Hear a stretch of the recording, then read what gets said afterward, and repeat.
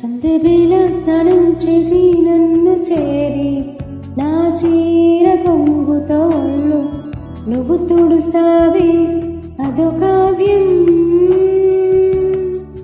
దొంగ మళ్ళీ ప్రియ ప్రియ సడిలేక వెనకాల నుండి నన్ను హత్తుకుంటావే అదో కావ్యం.